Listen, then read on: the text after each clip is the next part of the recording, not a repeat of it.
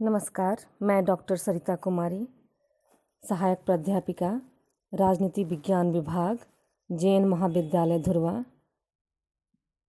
मैं आज अपने स्नातकोत्तर सेमेस्टर 2 के स्टूडेंट के लिए उनके पेपर 6 के अंतर्गत एक टॉपिक है गुट निरपेक्षता, यानी कि non alignment, meaning, feature and relevance, अर्थ, विशेषताएं एवं उसकी प्रासंगिकता। तो मैंने पिछले क्लास में मीनिंग्स एंड उसके फीचर्स को क्लियर कर दिया था। आज मैं गुट निरपेक्षता की प्रासंगिकता को बताऊंगी। तो आइए शुरू करते हैं। गुट निरपेक्ष आंदोलन 1960 के दशक की विश्व राजनीति की उपज है। छठे दशक में विश्व अमेरिका के नेतृत्व में होने वाले सैनिक संगठन, उत्तरी अटलांटिक संधि संगठन यानी नेटो और सोवियत संघ के नेतृत्व वाले सैनिक संगठन वार्सा पैक्ट, इन दोनों नाम के दो गुटों में बटा हुआ था। पूरा विश्व यानी कि छठे दशक में नाटो और वार्सा पैक्ट में बटा हुआ था। एक का नेतृत्व अमेरिका करता था और दूसरे का नेतृत्व सोवियत रूस कर रहा था। पहला गुट पूंजीवादी व्यवस्था का समर्थक था तो दूसरा गुट साम्यवादी व्यवस्था का। दोनों विरोधी गुटों के बीच तनाव और शीत युद्ध का माहौल बना हुआ था। ऐसी तनावपूर्ण परिस्थितियों में विश्व शांति का मार्ग निकालने के प्रयास स्वरूप 25 देशों द्वारा इस गुटीय राजनीति से अलग होने की घोषणा की गई और वर्ष 1961 में गुट निरपेक्ष आंदोलन की नींव पड़ी।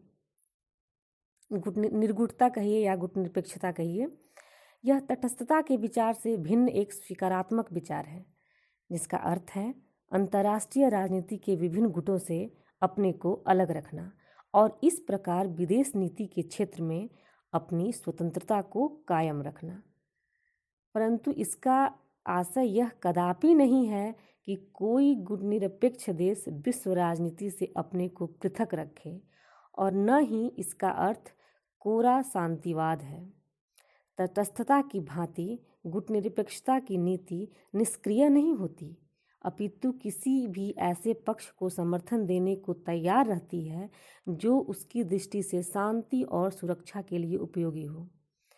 गुट निरपेक्षता में जो सन्निहित दृष्टिकोण था, उसके संबंध में पंडित नेहरू जी ने कहा था कि जहाँ स्वतंत्रता के लिए खतरा उपस्थित हो, न्याय को धमकी दी जाती हो अथवा जहाँ आक्रमण होता हो, वहाँ न तो हम तटस्थ रह सकते हैं और न रहेंगे। 1990 के दशक के प्रारंभ में बर्लिन की दीवार के ढहने और सोवियत संघ के बिखरने के उपरांत शीत युद्धकालीन गुटीय राजनीति तो विश्व राजनीति के पटल से समाप्त हो गई और इसी के साथ प्रारंभ हुआ निर्गुट आंदोलन की प्रासंगिकता और उसके पुनराविष्कार का प्रश्न। इस प्रश्न का औचित्य भी था क्योंकि आज भी है, क्योंकि आज जब भूमंडलीकरण के दौर में आर्थिक क्षेत्रीय संगठनों का बोलबाला है, तब निर्गुट आंदोलन जैसे मात्र बातचीत के लिए बने संगठन का क्या महत्व है। साथ ही एक ऐसा संगठन जिसका न अपना कोई सचिवालय है, न ऐसी कोई व्यवस्था है कि शिखर सम्मेलनों में पारित प्रस्ताव पर सभी राष्ट्र अमल करने के लिए बाध्य हों, और न ही ऐसी कोई इसकी क्षमता है कि अपने सदस्यों की आपसी समस्याओं को दूर कर सके, तब ऐसी स्थिति में इस आंदोलन को आगे बढ़ाने का क्या औचित्य है।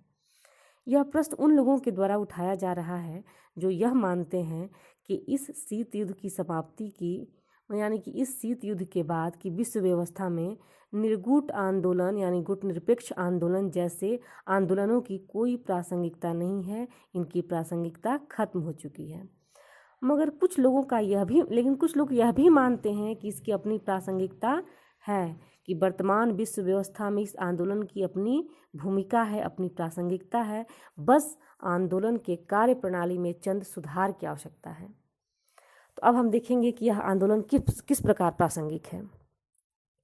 वर्तमान भूमंडलीकृत विश्व व्यवस्था में निर्गुट आंदोलन यानी गुट निरपेक्ष आंदोलन विश्व व समाज के छोटे छोटे और अपेक्षाकृत कमजोर सदस्यों के संदर्भ में राष्ट्रों की स्वतंत्रता और समता बनाए रखने के लिए आज भी महत्वपूर्ण भूमिका निभा रहा है। आज विश्व परमाणु शक्ति और आर्थिक शक्ति के आधार पर बहुध्रुवीय हो गया है और यह संभावना है कि आने वाले दिनों में इन ध्रुवों के बीच तनाव भी पैदा होगा और पैदा हो भी रहा है।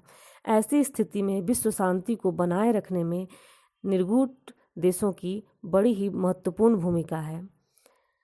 शीत युद्ध के बाद इनकी भूमिका अब और अधिक महत्वपूर्ण हो गई है और सुरक्षा परिषद के जो अन्य स्थायी सदस्य हैं उनका यूएनओ पर अपनी प्रभाव बढ़ाने की जो प्रयास की जा रही है उसके संदर्भ में भी गुटनिरपेक्ष राष्ट्रों का बहुत ही महत्व है। ये सदस्य एकजुट रहकर इनके कुप्रयासों को विफल कर सकते हैं।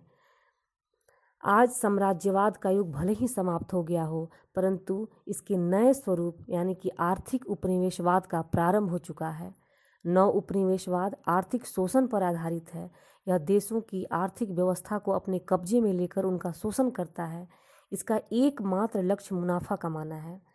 यह साम्राज्यवाद का सबसे बेहद ही खतरनाक स्वरूप है और इससे बचने के लिए तृतीय विश्व के देशों के पास एकमात्र गुटनिरपेक्षता की नीति ही है, क्योंकि यह नीति स्वतंत्र विदेश नीति के संचालन का मार्ग प्रशस्त करती है, बिना बाह्य दबाव व प्रभाव के स्वतंत्र नीति का समर्थन करती है तथा यह मानव की स्वतंत्रता और समानता का पक्ष लेती है।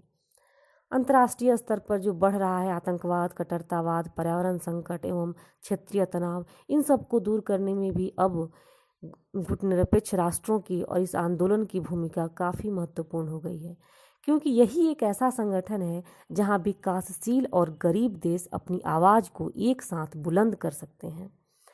तथा यदि गुटनिरपेक्ष आंदोलन अप्रासंगिक हो चुका होता तो आज इसके सदस्यों की संख्या इतनी नहीं बढ़ी होती।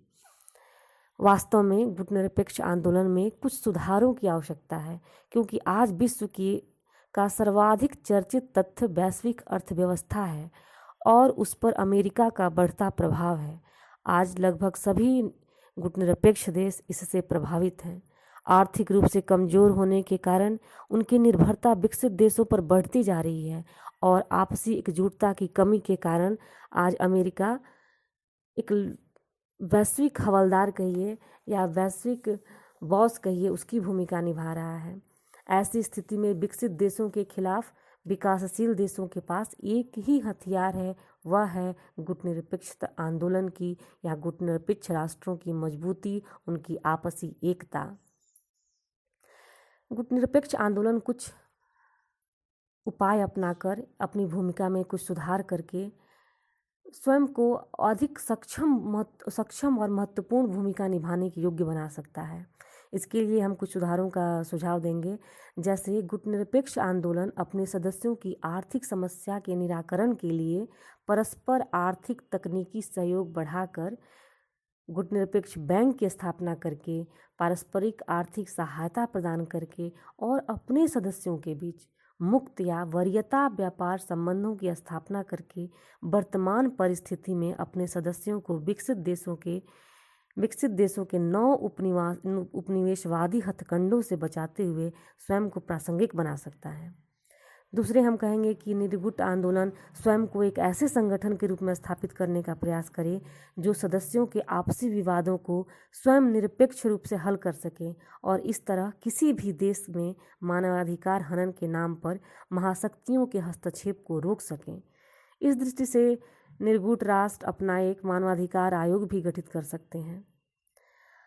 अगला हम कहेंगे कि सदस्य देशों के बीच सांस्कृतिक, सामाजिक, पर्यटन एवं शैक्षणिक सहयोग बढ़ाकर भी निर्गुट राष्ट्रों के आंदोलन को मजबूत बनाया जा सकता है। हमारा अगला सुझाव है कि निर्गुट आंदोलन को यानी गुटनिरपेक्ष आंदोलन को एक स्थायी रूप प्रदान करने के लिए इसका एक स्थायी सचिवालय और एक संविधान होना चाहिए। साथ ही शिखर सम्मेलनों में पारित किए गए प्रस्तावों पर अमल करने के लिए सभी सदस्य वचनबद्ध हों। अगर सदस्य अपनी आपसी समस्याओं को सर्वप्रथम अपने ही मंच पर रखने की आदत डाल लें तो कोई भी ऐसी शक्ति नहीं है कि जो आने वाले दिनों में गुटनिरपेक्ष आंदोलन के प्रभाव को नाकार सके। गुटनिरपेक्ष आंदोलन बढ़ते उपनिवेशवाद और अमेरिकी प्रभाव से विकासशील देशों को बचाने में सक्षम हो पाएगा। इस प्रकार हम कह सकते हैं कि यह उचित ही है कि वर्तमान अंतर्राष्ट्रीय परिदृश्य को देखते हुए जो इसके पुनराविष्कार की मांग की जा रही है वह उचित है, लेकिन इसको अप्रासंगिक बताना हमारे विचार से उचित नहीं है। धन्यवाद।